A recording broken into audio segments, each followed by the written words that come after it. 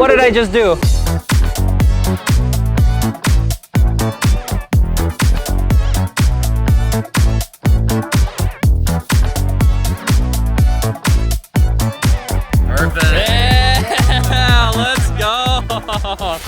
So we are at Elite Tuner, which means we're excited, we're ready to rock and roll. We're gonna be reviewing a couple cars. Just so you guys know, I just wanna say thank you to Elite Tuner for having us.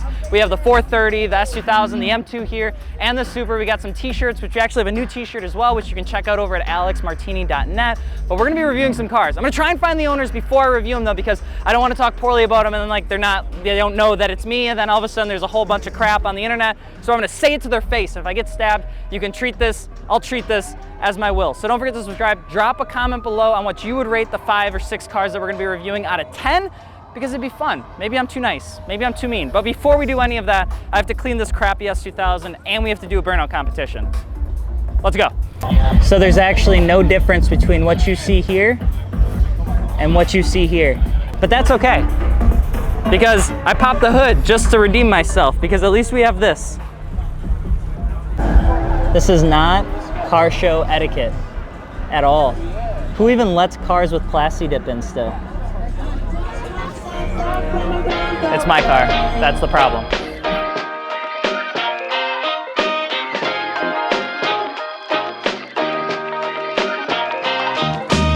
So because my microphone was absolutely trash, I have to talk over this part because I'm an idiot and I don't know how to actually check out with mic issues. So this is Carlos's Mitsubishi Evo 8. And one of the things that I really loved about this when I was actually there was the fact that the body kit that's on this car is very, very period correct. If you go back to the mid 2000s, you can see that this kit was actually super popular. They boxed out the fenders really hard. They went with more of like this harsh cutout behind the front wheels. It's something that not a lot of people love these days because obviously it's an older kit, but this one actually looked really well put together. The car had won awards and all that sort of good stuff. But not just that, the guy had really good parts all across the car. He had good wheels, good brakes, he had really nice modified interior parts, good intake stuff, good exhaust brands, everything. And the trunk was absolutely locked and loaded with a whole bunch of other stuff.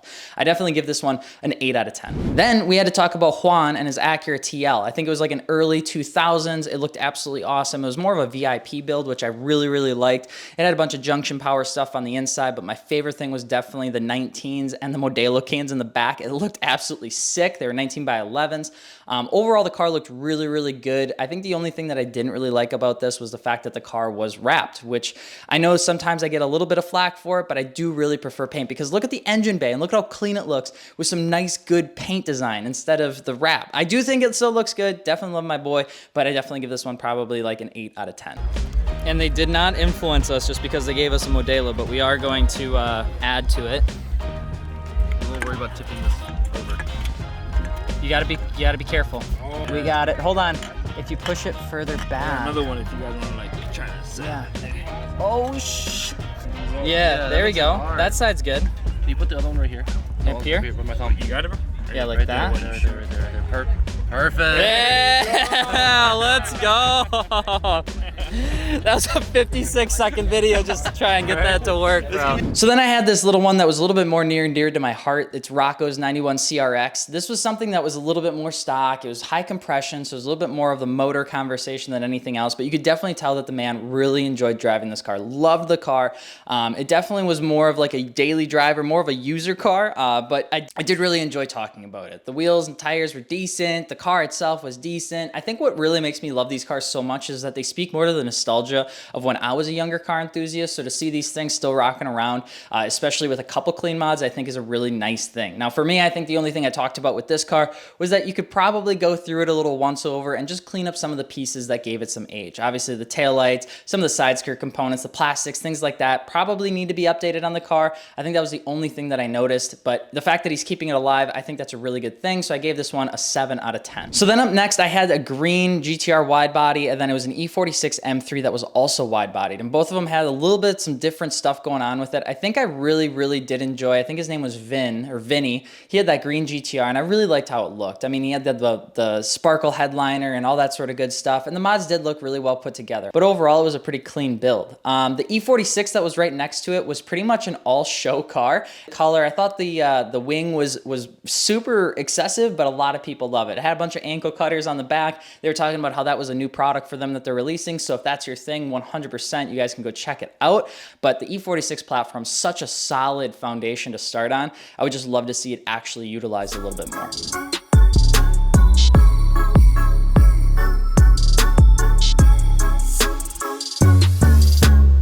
Okay, so we're gonna be switching out these wheels with those wheels for the good old Burnout competition.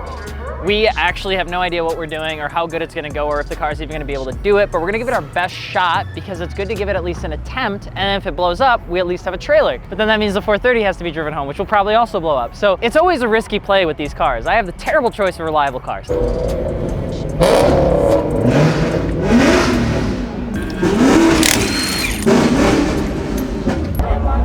it. I have no idea what I'm doing. I have no idea what I'm doing. Just crank the wheel, kick the clutch, and let her eat.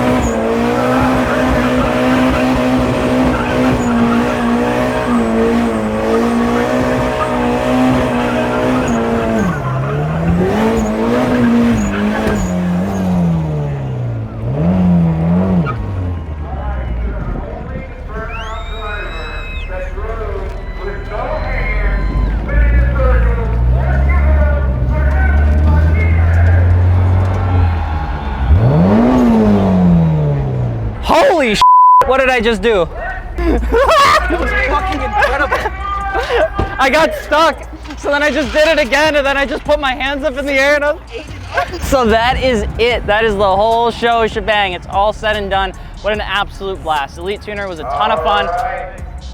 Super cool, fantastic event. I love the fact that there's burnouts and car limbo and drifting and the car show. All of it is an absolute blast. So thank you guys. Thank you, Elite Tuner, for hosting me. Thank you for putting up with my mediocre burnout. And of course, thank you guys so much for watching. Don't forget to drop a comment on how you would rate the vehicles below. And we will see you next time. Adios. Good job, man. Thank you, sir. Thank you. I've never done it before. I didn't know really what to do.